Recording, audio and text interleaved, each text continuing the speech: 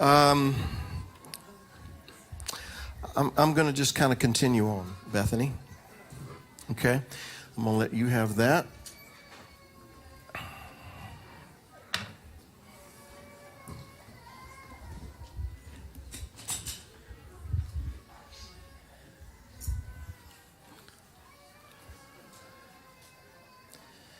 I hope everyone's had a good week.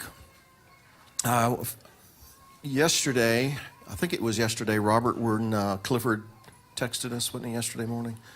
Anyway, our brother, Clifford Campbell, he usually sits in the back.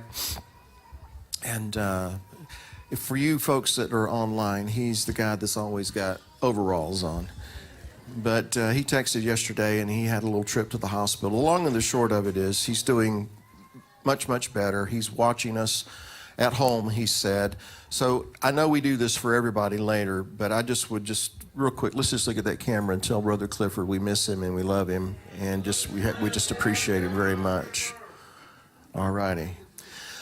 Our Torah portions this week, we have another double portion, and they're called Acharei Mot and Kedoshin. Acharei Mot means after the death, referring to the deaths of Nadav and Avihu, and Kedoshin, which means holies.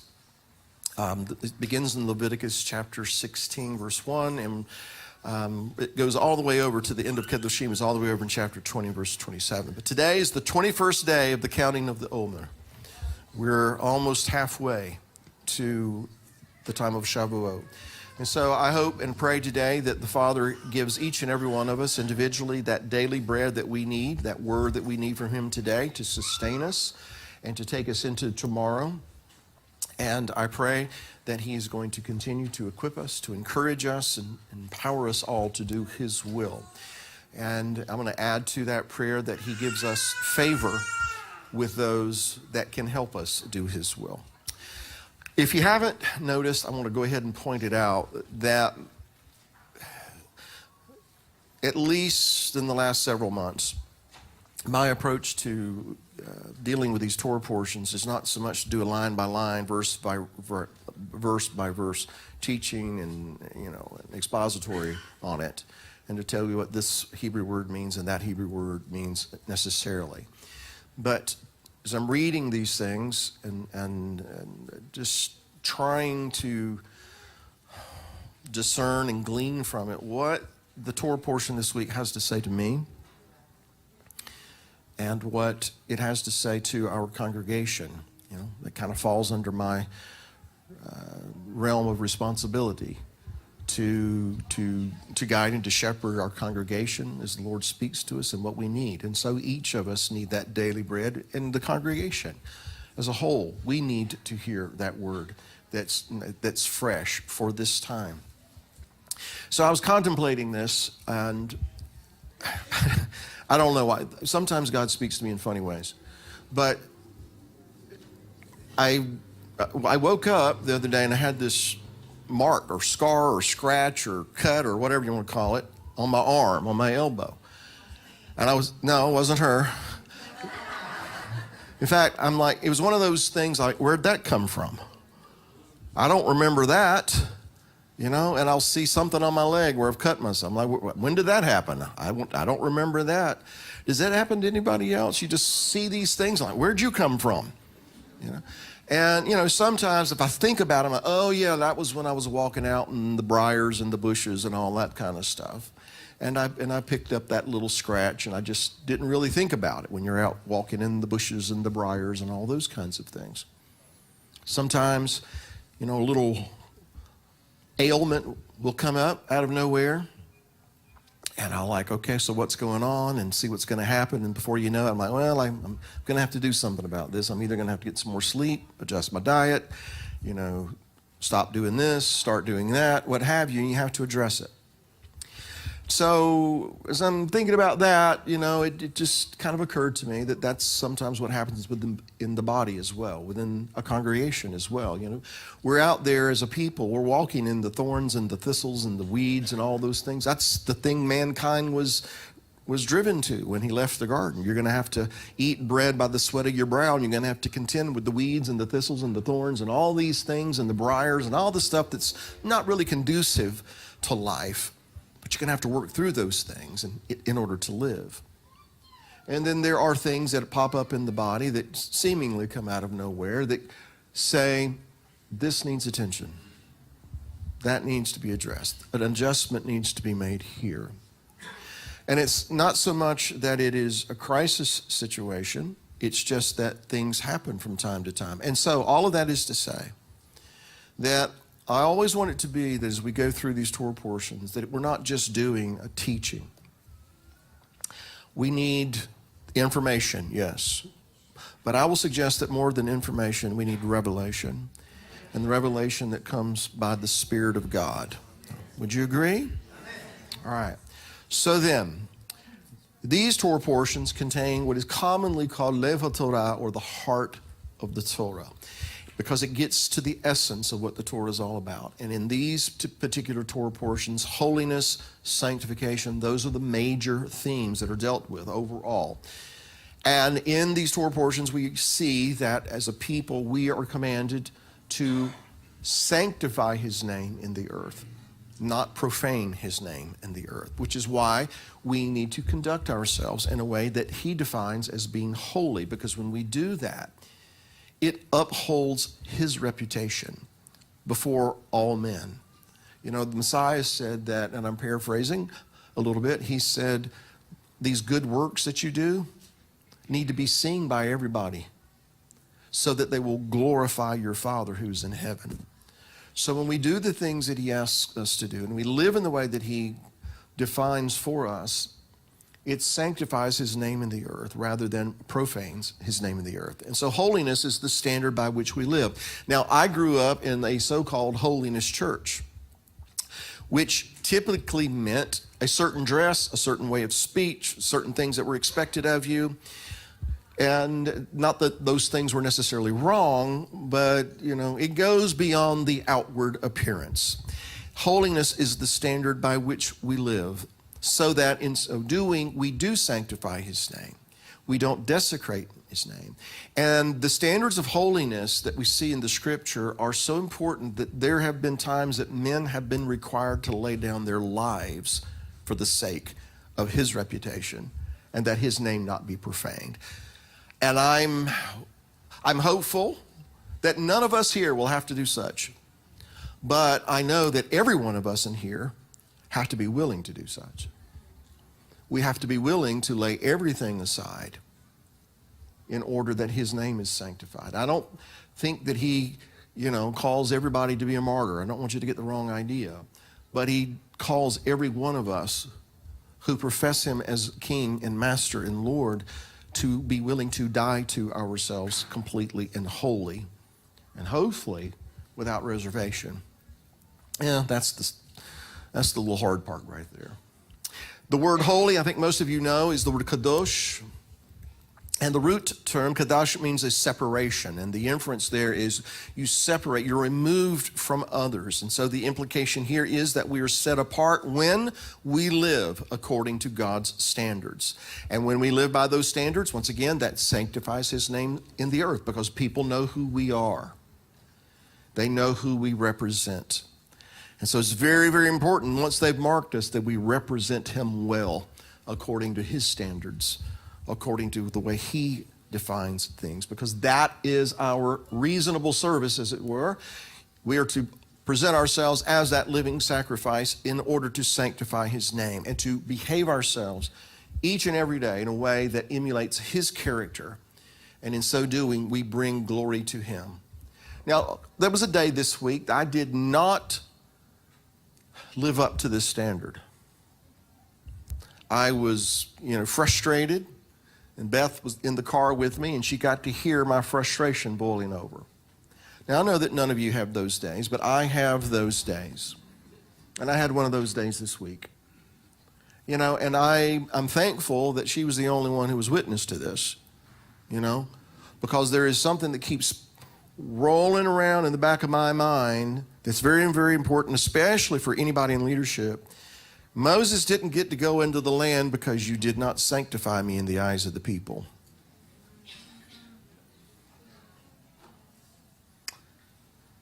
He didn't cast him into the pits of hell, but he says, no, you're not going over there, because he's no respecter of persons. And so it is very important that we, each and every one of us, whatever station in life we're in and whatever position in the kingdom we find ourselves in, it is very important that we always keep that in front of us, that we as his ambassadors are to sanctify, hallow him in the eyes of his people and bring glory to him. Now, his standards of holiness are not obtained by fleeing from the world. There have been those in times past who felt like to be a holy people meant that we need to isolate ourselves from the rest of the world. We need to build a commune. We need to get a compound together, and we're gonna do that, and that way we will be a holy people. Well, no, it's not obtained by fleeing from the world. His standards of holiness are demonstrated by doing what is right while we are in this world. We're called to be a set-apart people, not a segregated people. And there is a difference. A set-apart people, not a segregated people. I've used this example many times, but you think of where the nation, or the land, I should say, the land of Israel, where is it? It's in the midst of the nations. And most of the nations that surround the land of Israel are not very nice people when it comes to the people who live in Israel. It's a pretty rough neighborhood. It's one of the roughest on the face of the earth. And yet that's the place that God chose to put the land of Israel. Again, we're not to be a segregated people. We are supposed to be a set-apart people. And set-apart people have always dwelt within close proximity of the nations and all the stuff that goes on in the nations. In fact, let me read in Leviticus 18, beginning verse 2. Speak to the children of Israel and say to them, I am the Lord your God. According to the doings of the land of Egypt where you dwelt, you shall not do. And according to the doings of the land of Canaan, where I am bringing you, you shall not do. Nor shall you walk in their ordinances. You shall observe my judgments and keep my ordinances to walk in them. I am the Lord your God. So in other words, do not duplicate what you saw in Egypt, that place you left, and don't duplicate what you're going to see when you get to Canaan. In Egypt, idolatry was rampant. In the land of Canaan, sexual immorality ran rampant. And so these two nations at that time kind of serve as bookends in a way of speaking. And they represent two of the most morally decadent societies that were then in the world. But here's the way it struck me. That he took his set-apart people out of a bad situation and put his set-apart people in another bad situation and in bad an environment.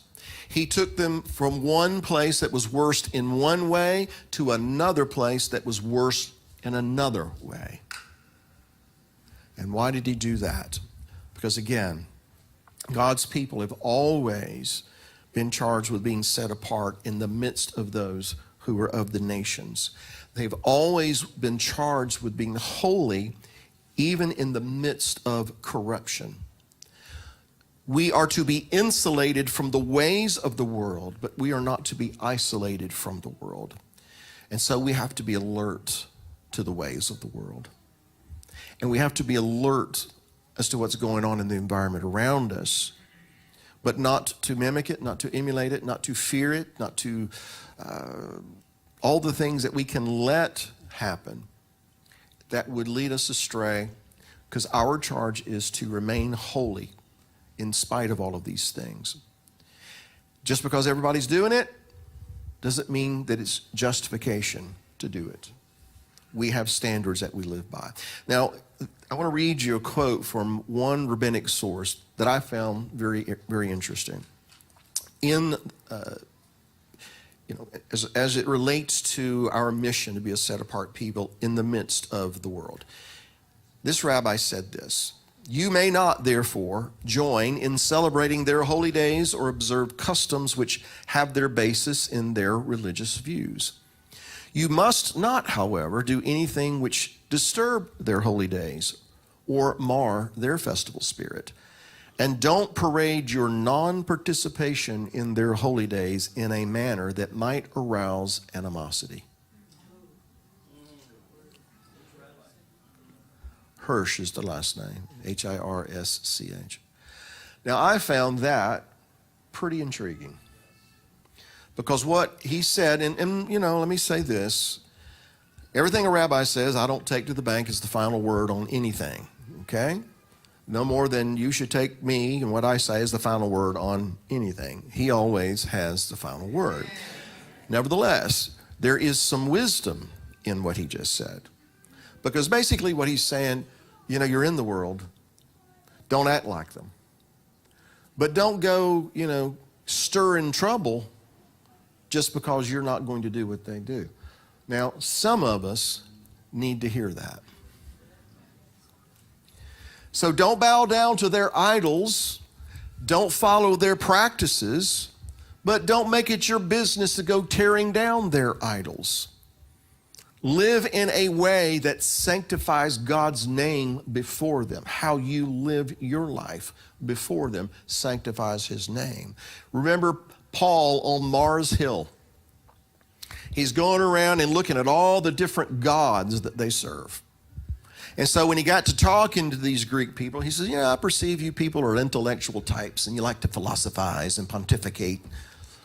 And he didn't say it just that way, but that's kind of the message. He said, and I noticed that you had all these different gods, and there's this one that you've dedicated to the unknown God. Now I want you to notice what he didn't do. He didn't go tearing down all of their idols, but he used something that they could connect with to springboard into telling them, it's that unknown God I want to tell you about. Wisdom. Culture is an accumulation of practices, many of which are not based in logic. In our day and time, for instance, there are people who will be very aggressive, even almost violent, to protect a seal or a little fish that swims in a little stream. And they'll allow people to starve because they won't let people use the water from that stream. But no, we got to protect that little fish. We got to protect the seal. Got to protect that bird. And they will be just as aggressive and almost just as violent in protecting a woman's right to butcher a child inside of her womb. There is no logic to that. That's unreasonable and it's illogical. Point is, societies have a lot of customs and traditions that are based on things like that. And they have all these different practices in all these different societies. And one society regards another's as primitive or barbaric. Israel's culture is not based on those kinds of things, but it has been prescribed by our Creator. All those others were devised by men. So biblical Hebrew culture, and I want to say that again, biblical Hebrew culture is based on God's standard for holiness. And these are the things that must be in our hearts. And if they're in our hearts, they need to permeate our mind and our consciousness, and they need to be walked out before people so that He is sanctified. That we live among these nations with these illogical and unreasonable and crazy ideas does present a little bit of an issue for us, and that is cross-contamination. In other words, we cannot help but be affected by this world and what goes on in it. And if you have mastered not being affected in any way by what goes on in this world, I would like for you to raise your hand, and I'm going to give you the mic and turn it over to you. We are all, to some degree or the other, we're going to be affected by what goes on in this world. In other words, if we're going to deal with people in this world, which is kind of part of our job, then we're going to get our hands dirty, and the world's mud's going to get splashed on our garments. Would you agree?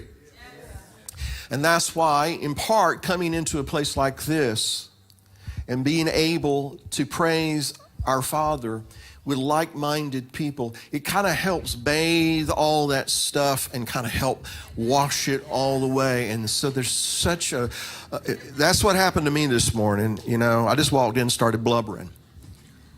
Because not only was it raining outside, but for me anyway, it was raining inside as well. Anyway, the world's mud's going to get splashed on us. It's going to happen.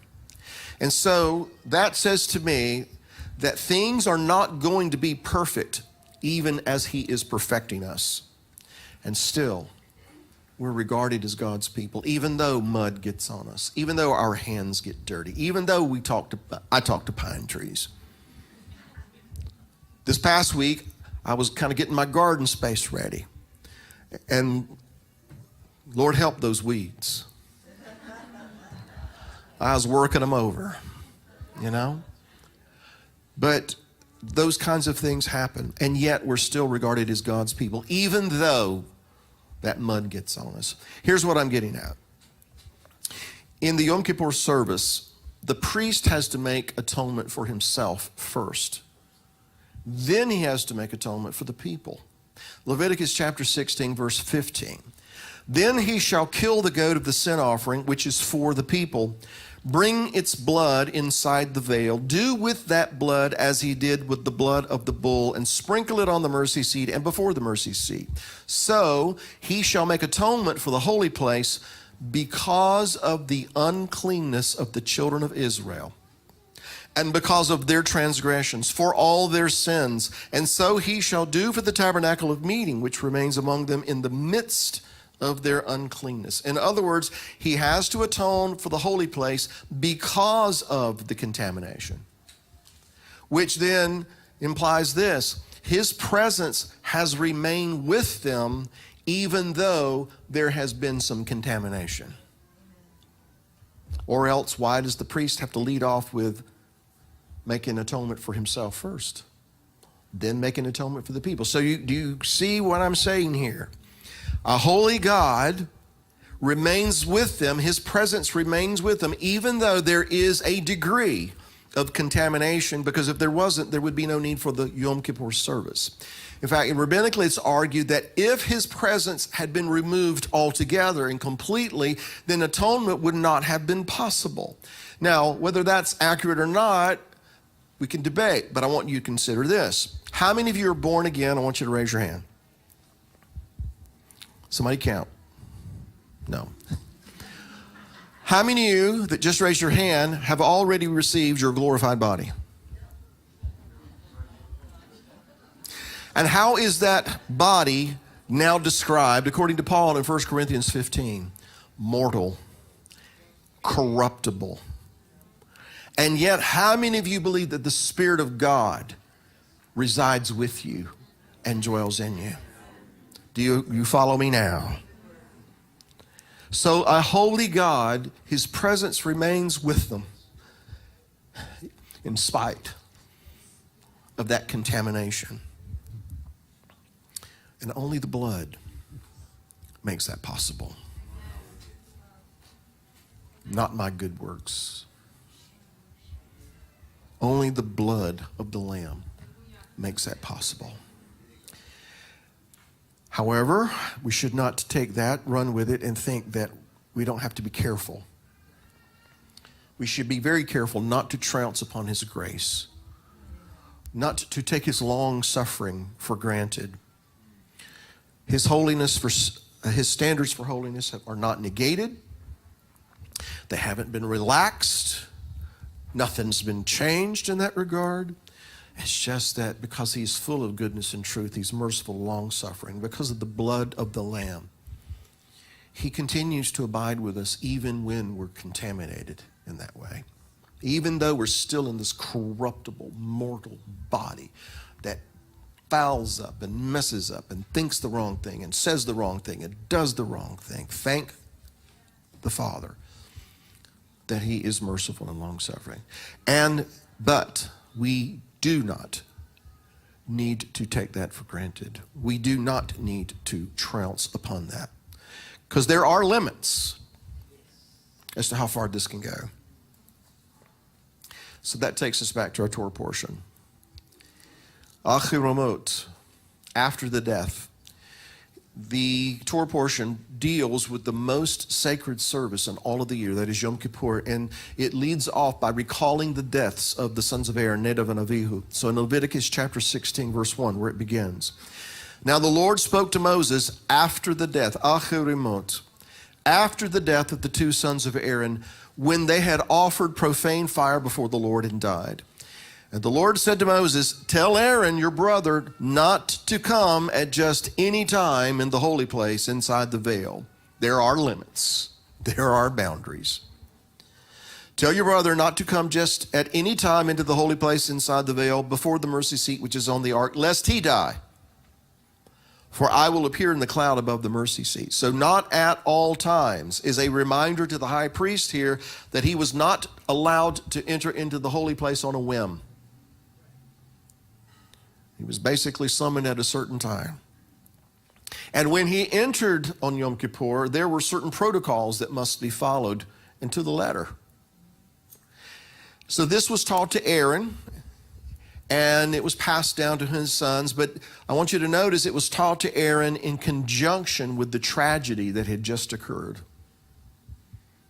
His two sons that had been lost. And so it had, no doubt, a lasting effect on Aaron and on his successors. In fact, later on in the days of the temple, it is my understanding anyway, that the high priest, in anticipation of Yom Kippur, would sequester himself a week in advance to prepare for what was about to happen. He would live apart from everybody and everything in preparation for what was about to happen, because there were certain protocols that must be followed.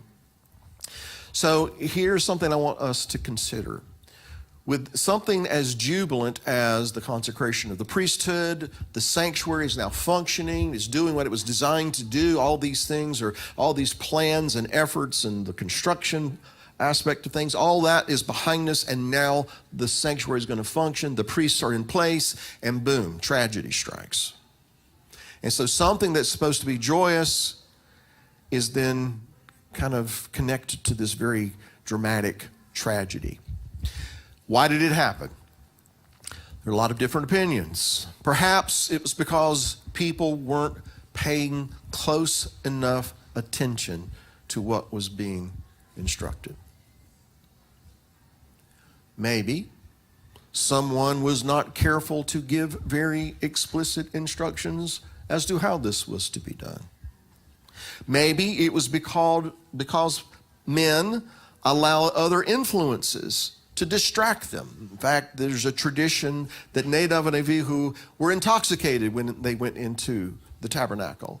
And that is what caused them to be careless about how they did things, and they offered something the Lord did not command, and fire came out and consumed them. And if it was wine, then consider that something that is supposed to represent joy and be a symbol of happiness and blessing and provision, if not enjoyed in the proper way and a proper measure, those things can also lead to destruction.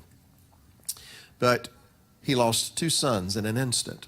And so this again reminds me, or it kind of reinforces the notion that I have, that the priesthood was not so much a reward as it was a responsibility. Because from Aaron's perspective, the priesthood cost a lot. It come at great cost. Maybe the deaths of these two men is not so much, or the reason we are told about it is not so much that it's a judgment on bad behavior as much as it is about being very, very careful and very deliberate about what God has given us to do, and not to be, apathetic and lazy about the things that God has told us to do, but to be deliberate. Maybe that's as big a part of this as anything, to remind us, all of us, because we're all a priesthood here, that we're all to be very diligent in our calling, to be very deliberate in how we carry that out. And be careful that we do it His way and that we don't offer what He has not commanded, but to do things in the way that He's prescribed with the heart and the mind and the spirit and the attitude that honors Him before men and gives Him glory before men. And I want you to also to consider this, that this incident with Nadab and Abihu is also a reminder that just because tragedy struck and they died, or just because things didn't go right that time, didn't mean that the service of the sanctuary should be considered just too dangerous to continue. We just need to stop. Didn't mean that. Service in the sanctuary had to continue, and it did continue. In other words, the call and the purpose of God did not and does not stop because people made mistakes in the past. In fact, when he saw his two sons struck down, Moses rushed to him. You better not rend your garments. You're wearing these holy garments. You have to continue in this service. Great responsibility. So again, just because there were things that happened in the past, they didn't work out quite right, things that hurt people, things that caused damage to God's reputation, just because those things have happened doesn't mean that we get to quit.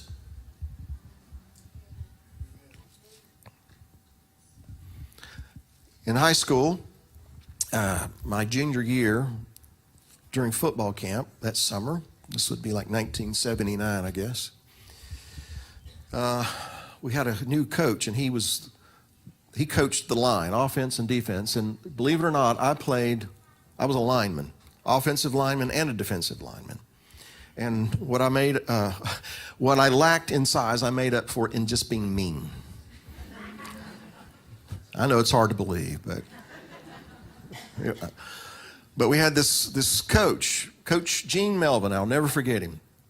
And the first game of the season, we lost, and it was just because we didn't do our job. We didn't listen. We didn't execute the things that we were told to do. We were just kind of lazy about it. We got our hind ends whooped. Can I say that word?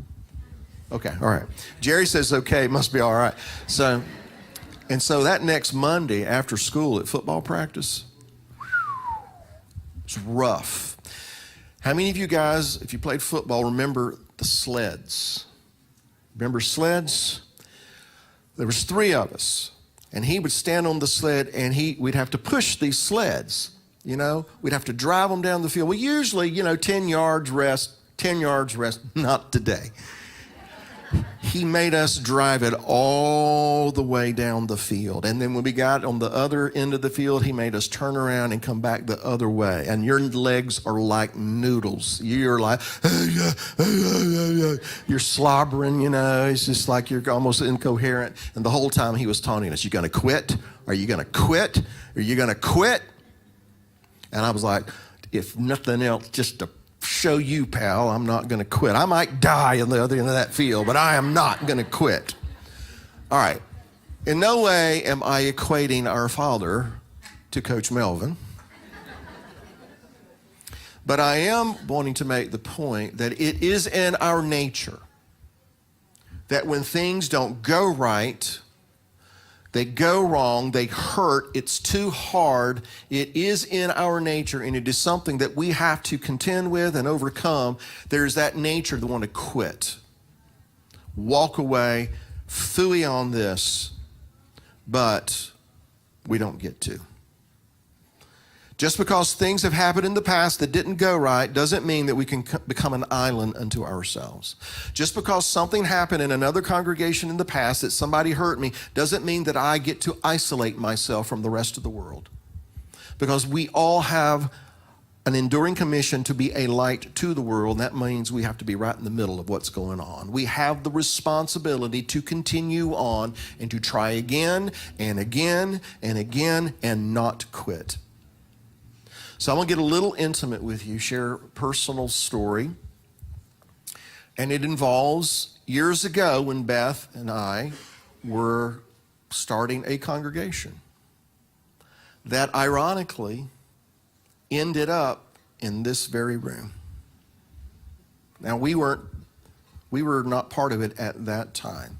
We'd already gone our separate ways. But we were part of the startup of a congregation many, many years ago that ended up in this room. There are people here right now who are part of that congregation. So the people who are here that were part of that congregation are not part of what I'm about to tell you. But we started that congregation. I was, traveling, and but there seemed to be a need, a desire among people in the area to have a fellowship, an assembly to come together. And so we were approached by some folks, and so we prayed about it, we thought about it, and so we started. And again, we didn't know what we were doing, but we had 18 one week, the next week it was 50, the next week it was 75, and it was 100, and so things were happening and people were coming, and just like now, people were driving in from, not Mexico and Canada, but they were driving from a long way, Florida and other places. Anyhow, I'm leaving names out of it, but I do want to make a point here. There arose an occasion where Beth and I were out of town, and there was a group there who were had a very different mindset and a different outlook on how things should be in terms of what we should be as an assembly. Their view was it should be much more Jewish than it was, much more rabbinical than it was. And I was like, I'm not against you if you personally want to do this and don't do that, that's fine. But as a congregation, we have to consider there are other people who aren't anywhere near that kind of a lifestyle or mindset. And the long and the short of it is, there was some folks that created a little uproar. And I'll just leave it at that. And it spread through the congregation, and not everybody joined in. It was spread. It was a thing. To the point that we had a little meeting, we called, come together, and I basically said this: if this is what you want to be, what these people are suggesting, that's your prerogative, but I'm not doing it. Basically, choose what you want to do. And the long story made short is that there was some very, very, very hurtful things said, things about my children. Brandon, for many, many, many years, wanted nothing to do with anything considered Messianic or Hebrew roots because of what happened. Nathan still struggles with it. And here's my point of the story. It left a lasting impression on Beth and me, too. You've heard me kind of kid. I didn't want to do this. I wasn't kidding. And the reason I didn't want to do it is because of what happened. Primarily because of what happened those many years ago right here in Cleveland. Because it was hurtful. It was painful.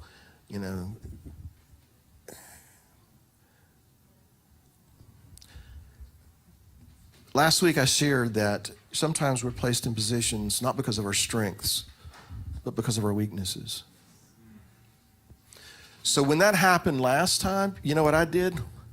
See ya. I don't need this. I'm out of here. And that's exactly what I did. But the Father has a way of bringing it back around.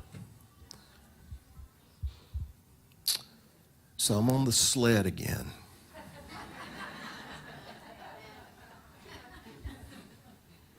We're on the sled again. And he's not going to let me quit, but he's not going to let you quit either. He's not going to let any of us quit without making our lives frustrating. I don't want to say miserable, but maybe that's a good word too. I don't know. I'm not trying to draw attention necessarily to Beth and to me and what happened, but to use us as an example that we understand what happens. You know, it's not just congregants that come into congregations with hurts and pains and wounds and scars and all those kinds of things. It's people like Beth and me and Brandon and others, you know, that are part of the leadership in this, Robert and Nayla and Laura and others. We all, every one of us, have experiences and hurts and pains and things like that. So I just want you to know, and all of you who are watching us online, it's not just the congregants who bring hurts and mistrust into assemblies, but leaders do too. Because we're all human.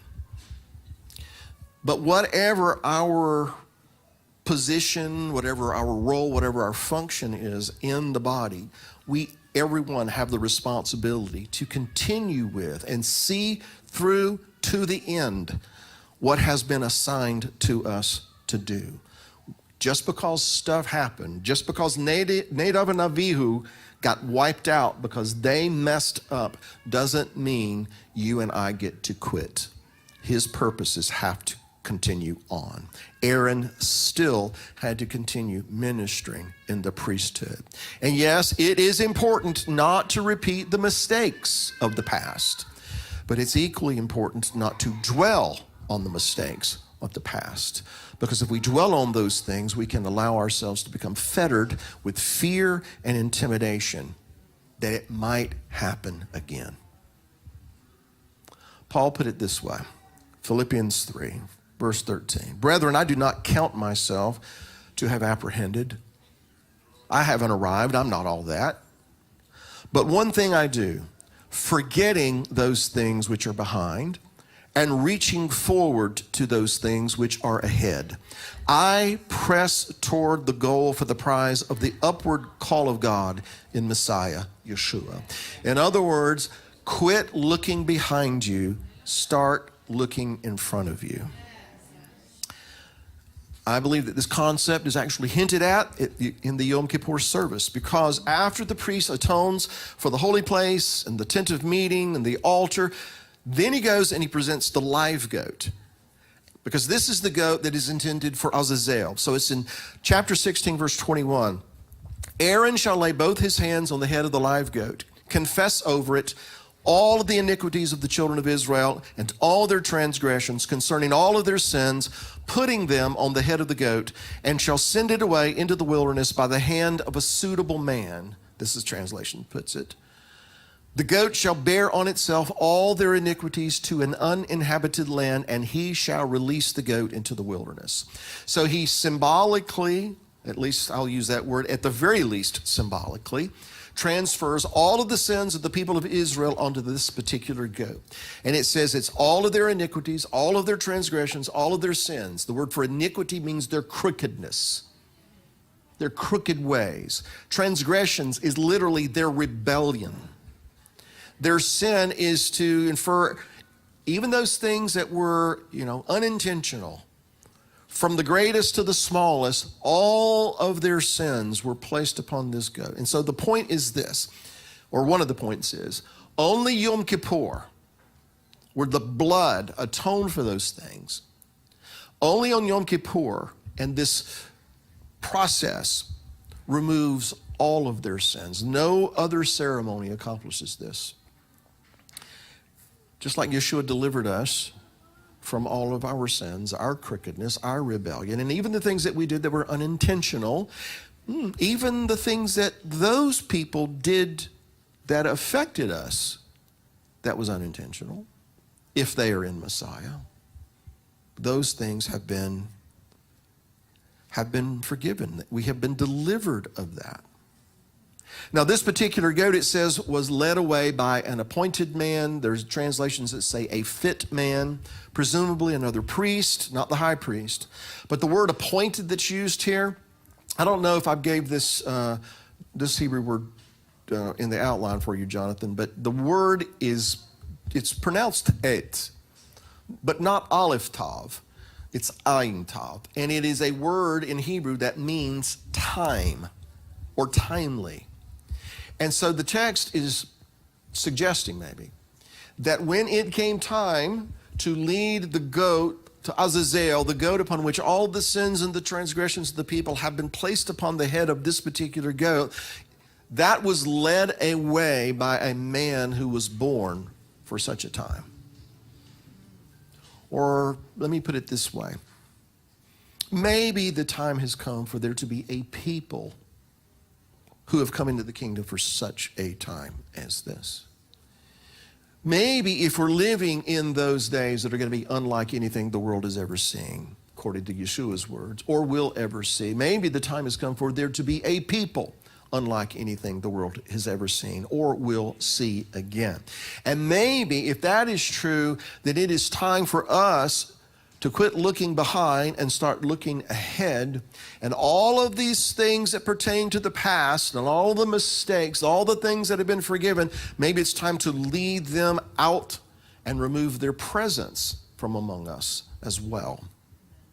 Because the people's sins, as it were, was taken to a place that is cut off. That's what the literal Hebrew would say, a land that is cut off. And the idea here is so that animal will not wander back and get back into the camp.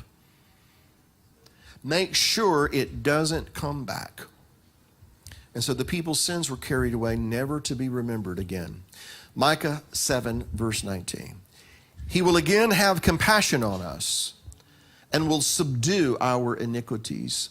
You will cast all our sins into the depths of the sea. He puts them away and the memory of them away so that they don't come back. Because when those things linger long enough, they have a way of taking root. And if they take root, given time, they will produce fruit. Just to kind of underscore this idea that these things were put behind, in Leviticus chapter 16, verse 23, after the priest has completed his duties on Yom Kippur, he would leave the white, but presumably blood-stained garment in the sanctuary, and it would never be worn again. Never. Which is, to me, saying, what is done is done. The past is the past. And Israel was no longer bound by what had been. They were to go forward. So the go for Azazel, among a lot of other things, hints at this, that our past or someone else's past that affected us or influenced us should not enslave us. It should not define us. We have been delivered of that if we're in the Messiah. And those chains should no longer hold us as slaves. My past mistakes are many, but have been forgiven. And by God, and where possible, by man. And so there was a time I really struggled in myself with those things. And I punished myself. And I sometimes allowed others to hold me in bondage to things that I'd already been delivered and forgiven of. And just one day it just occurred to me, there's no way I'm going to be able to do what I'm supposed to do if I'm always living in the past. I've got to set my sights ahead. And I determined that I was not going to let myself or anyone else hold me hostage because of what had been. And there's not a person in this room that needs to, if you're determined to function in your purpose, there's not a person in this room that should be held hostage by you or anyone else if you have been forgiven and have been delivered of things that have happened in the past. Nor should we hold people hostage because of what they did in the past. Those chains have been broken. Unfortunately, sometimes we drag them around with us. Sometimes we have, myself included, used them as weapons. We need to let go of those things. Because he casts our sins into the sea, I'm going to argue that we should strive to do the same. By that I mean this, to put them behind us and press toward the mark. And I'm going to take it a step further. We should put the sins of others that pertain to the past, we should put that behind us as well. And we should no longer allow the past hurts and disappointments, the things that left the scars, we should not allow those things to shackle us. And I admit, firsthand knowledge, by experience, I don't snap my fingers and this happen. I understand that it's very difficult for us to forget those who have hurt us and who have betrayed us and who have wronged us. It's hard to forget those things. And it causes us not to trust people in general. But neither is it fair for me not to trust you because that guy did that. That's not just. Now, if you give me reason not to trust you, or I give you reason not to trust me, that's a different story. But we shouldn't mistrust one another because that other guy did something. Now, I want to say this too. I don't hand trust out like candy. I don't think you should either. Trust is something to be earned. But it is incumbent upon us as God's people to be just. You understand what I'm saying here? You see, we struggle with this, I think. At least I'm going to speak from my experience once again. We struggle with this, and it prevents us from going forward because we have a fear that it's what happened in the past is going to be repeated now. And so that makes us very slow to trust others, very slow to kind of make ourselves vulnerable with others. I'm not saying this to, encourage accolades or anything. But one of the reasons that I try to be very transparent with you is not so you'll think, look at Bill, look at what he's doing. No. That is a device to help me, to protect me, that I don't fall into this isolating myself from my fellow brothers and sisters. That's why I do that. And I'm not suggesting you have to do the same thing. I'm just saying this is why I do it, because I need to learn how to trust people in this setting, because last time it didn't work out so well for me. It didn't work out so well for some others. And so the Father's kind of brought it full circle, and here I am. Here we are. Am I making any sense here? So we have these struggles, these issues, things that happen. I get it. I do too. But we cannot be immobilized because Nadav and Avihu made a mistake. While Acharei Mot emphasizes so-called negative commandments, Kedoshim, holies, focuses on the positive commands. And the positive command here is to be like God, and that is to be holy, to be set apart. Every one of us have negatives in our life, but God has no intention of leaving us in that part of our life. His intention is to bring us into those positive things. In other words, we still have the responsibility to pursue the call that was delivered to us the instant you and I were born again and we became a new creation. Leviticus 19, verse 1. The Lord spoke to Moses, saying, "Speak to all the congregation of the children of Israel and say to them, you shall be holy, for I, the Lord your God, am holy." So we're to be holy, both as an individual, as an assembly, as a nation. And where the congregation is concerned, we're only going to be as strong as the weakest among us, because we're a family. We're a unit.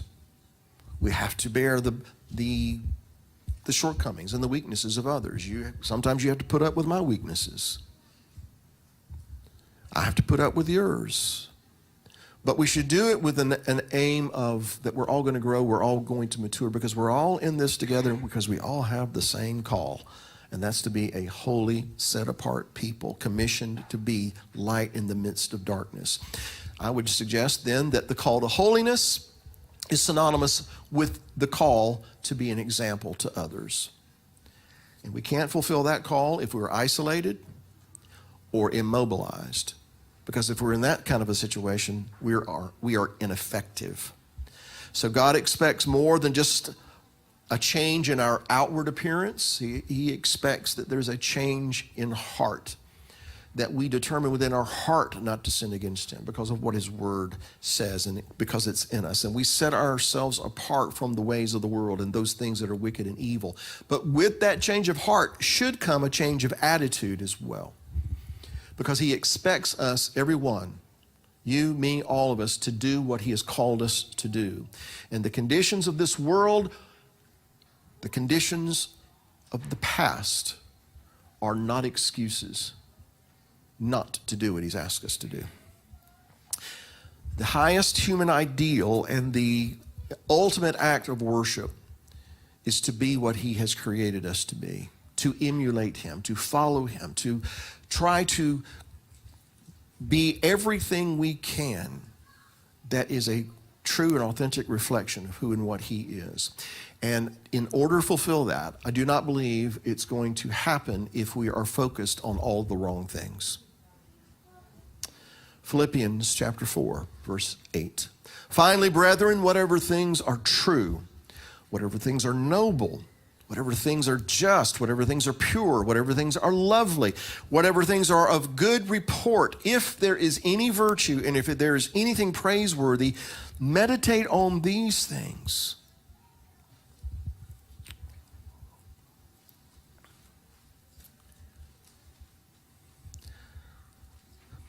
My father, who I loved dearly, who I respected, I admired.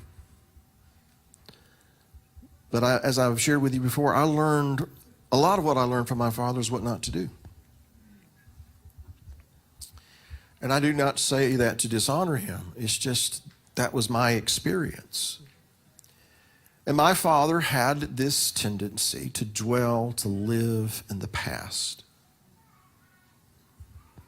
He'd get in his room and he'd play his records that are 30, 40, 50 years old. And it would take him back to a different time, different place, experiences and things like that. He spent a lot of time in the past. The consequence, as I saw it, and I especially appreciated this as I grew older, is that he was spending so much time in the past that he couldn't appreciate the present. And that negatively affected my future, my children's future. And I'm not saying that to condemn him in any way, just to use that as an example of those things that we should be meditating upon, right? And so if there is any virtue and if there's anything praiseworthy, meditate on these things. The things which you learned and received and heard and saw in me, these do, and the God of peace will be with you. So since we're reading from Philippians, that passage and what we've been talking about calls to mind something very significant that happened in Philippi. After delivering a girl who was possessed of an unclean spirit, Paul and Silas got tossed into jail. They were imprisoned. And you know the story. They're in prison, they're in chains, and they began to complain and grumble and talk bad about everybody, right? No, they began to sing. They began to sing. I don't know what they sang, but I'd like to think it was Hodu Ladunai Kiyuto or something like that. And as they began to sing, verse 25 of Acts 16 says this, but at midnight, Paul and Silas were praying and singing hymns to God, and the prisoners were listening to them. Suddenly, well, see, you never know who's watching, and you never know who's listening to what you're saying. And you never know who's watching. And so every moment of our lives as his followers, we have to be cognizant of the fact that we are here to sanctify his name and to bring glory unto him by what we do, through what we do, by what we say. So suddenly there was a great earthquake so that the foundations of the prison were shaken, pretty violent earthquake. And immediately all the doors were opened and everyone's chains were loosed. And because their chains were loosed, or if you'll allow me to say broken, whatever the proper term would be, Paul and Silas, that is, they were able to lead another family into the kingdom. Remember, the jailer comes in, he's going to commit harry-carry right there, and he said, no, wait, we're good, we're here, don't hurt yourself. And he came to know the God of Abraham, Isaac, and Jacob, because these men, instead of dwelling on the suffering, the pains, and all the stuff that they could have, and I probably would have, complained about, they chose to pray and to sing hymns. And because they did that, another family, and who knows what the ripple effect of that was led into the kingdom. Because you see, where the Spirit of the Lord is, there is liberty, right? Liberty from all of that stuff. And that liberty applies not just to us, but to all those people that he's already set up to be in our paths, to be at the place when we get there, so that we can positively impact their lives. So I'll close with this Psalm 107, verse 13. Then they cried out to the Lord in their trouble, and he saved them out of their distresses. He brought them out of darkness and the shadow of death, and broke their chains in pieces. Oh, that men would give thanks to the Lord for his goodness and for his wonderful works to the children of men. For he has broken the gates of bronze and cut the bars of iron in two. So my Father in heaven, God of Abraham, Isaac, and Jacob, this is what you have laid upon my heart. And if this word is from you to your people, for your people this day, I pray that your Spirit will validate it, that it will bear witness within their spirit, and that it will produce the fruit that would come from your word, not mine. I pray, Father, that those things that are of the Spirit, that those are the things that would burn within us, that would resonate within us, and that would create and provoke the necessary adjustments in our life. And start with me. Help me to forever and all time lay aside the chains that are associated with all of the stuff that has happened in the times past. I pray, Father, that you will do that for us all.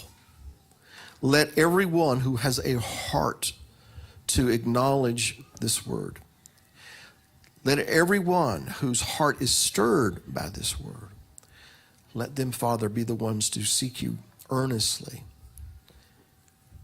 that you would deliver them of whatever those chains may represent to them. Father, help us to continue to bear with one another, and to those who are more mature to bear the frailties of those who are weaker, and those who are in situations and positions of leadership in whatever role that is, to always bear in mind that we must sanctify you in the eyes of the people. We must be a genuine reflection of who and what you are. I pray for all the folks that are joining us online, that their hearts, those who have been stirred by this, that, Father, you'll soothe them, and you'll heal them, and you'll restore them, and you'll deliver them by your Spirit. We know that there are no words in and of themselves that can bring about a change in us, but it's only by the Spirit of God. And so we desire earnestly that your Spirit be with us, that your Spirit reside in us, that there might truly be liberty in our hearts, our minds, our lives, and deliver us from these things of the past. That the goat sent to Azazel would never return. Amen? Amen. Beth?